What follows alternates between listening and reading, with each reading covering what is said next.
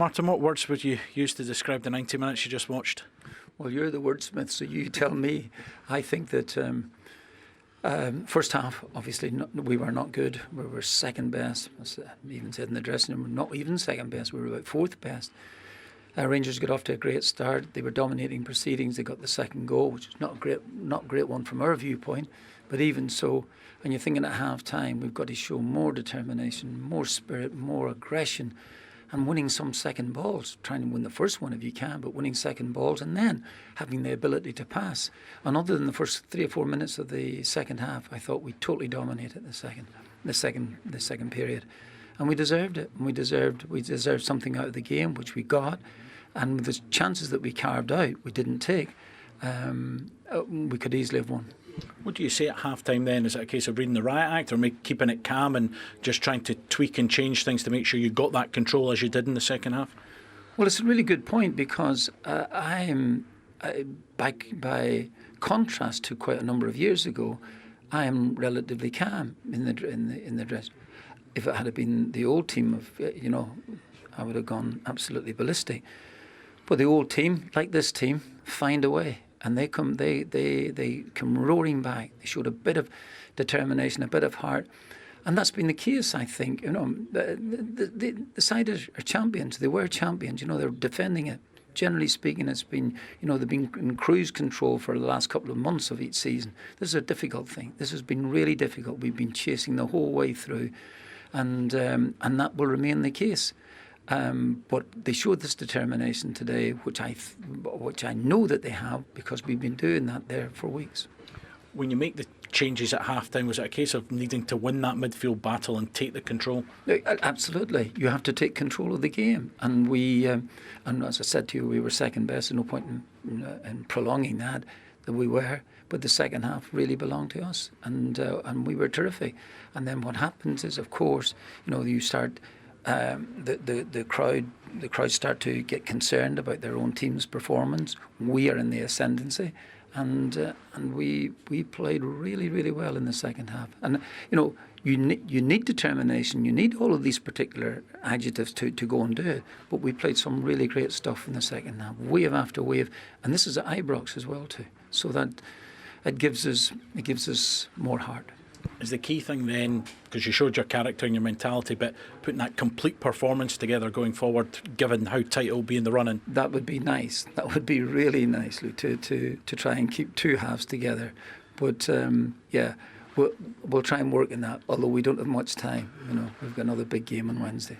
I know you had concern last weekend about re-refereeing and VAR and whatnot. Was this a good VAR intervention today in terms of doing what it should, in terms of flagging up a handball? Well, if that was the case, and it was flagged up a handball, and VAR has done it, then that is delightful.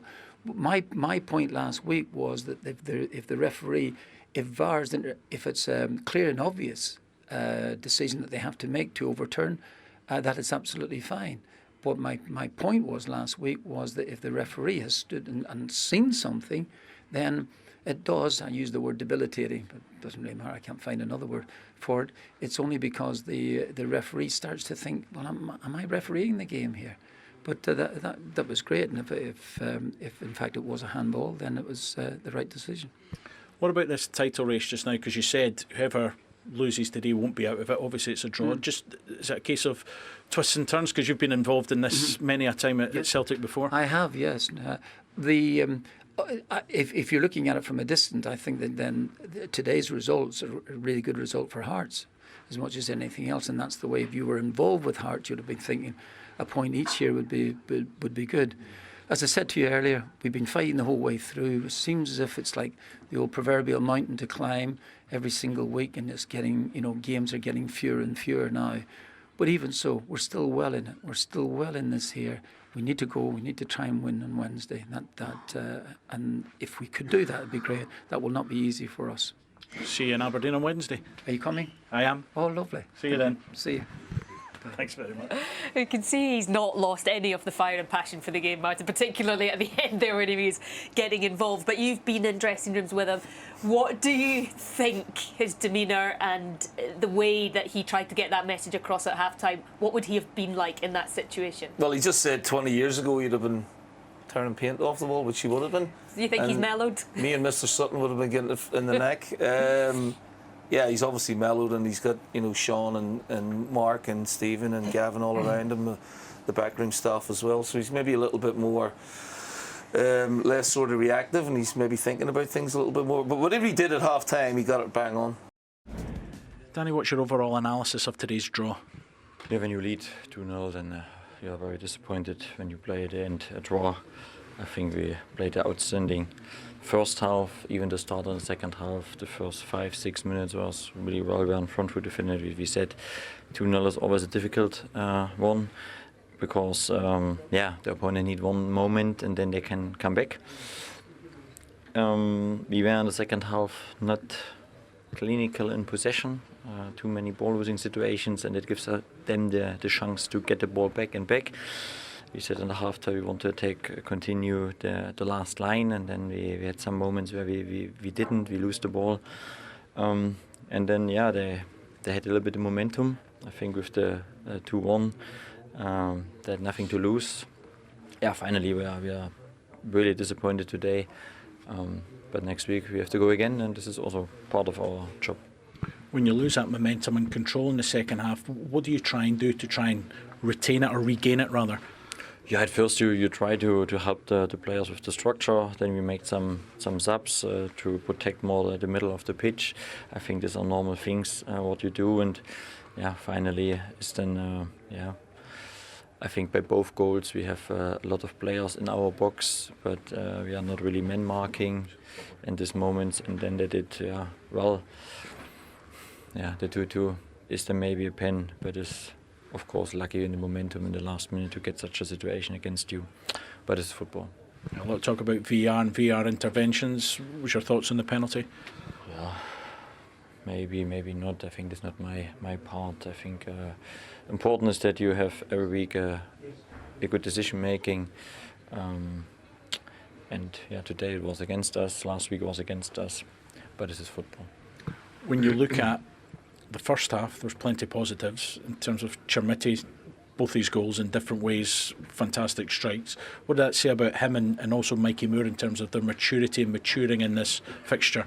Yeah, the whole team, outstanding performance. I think we were on front foot, we played football, we were very aggressive, with great chances, and then for me it was clear you need the 3-0 to make it really done.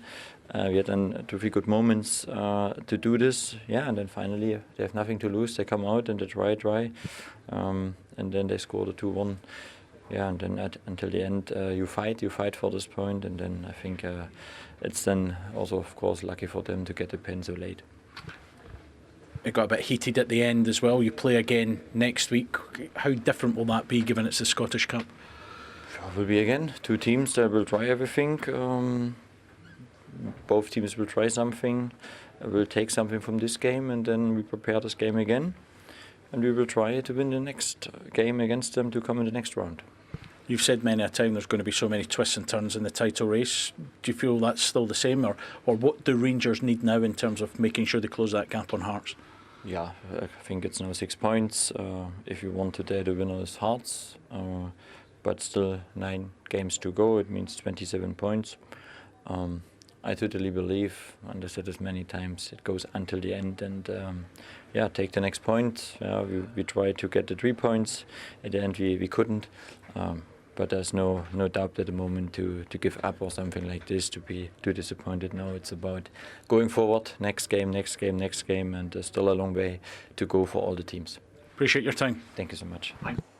Yeah, obviously really disappointed not to get the win given how they performed in the first half. But he used the word lucky towards the end about Celtic getting that penalty. Was there an element of luck that meant Rangers didn't take all 3 points today? No, I don't think so. I think it's a clear penalty for me. I think when it's chipped up to the back post, my head goes, look, Jack Butland might save it. We don't know. We'll never know. But Dujan still has Dujon Stilling's hand is outstretched and it hits off his arm. There's no getting away from it. You know, I get the fact that he probably won't want to come out and have a go at his team because they played so well the first half, but I think sometimes, you know, you've got to be braver that second half. You know, you look at Rangers, we've spoken about Celtic being able to get on the ball and push Rangers further forward, but then you've got to have the opposite effect of that as well. You've got to be brave, you've got to take the balls in position, take the ball in position, get up the pitch, rather than dropping off 15-20 yards. Can you go another 5-10 yards further forward and play the game, or try and play the game in Celtic's half? Celtic's outball in this game over the years has been Dyson Maeda. I thought Dujon Stilling, especially the first half, had him sorted. Fernandez's pace as well, the second half.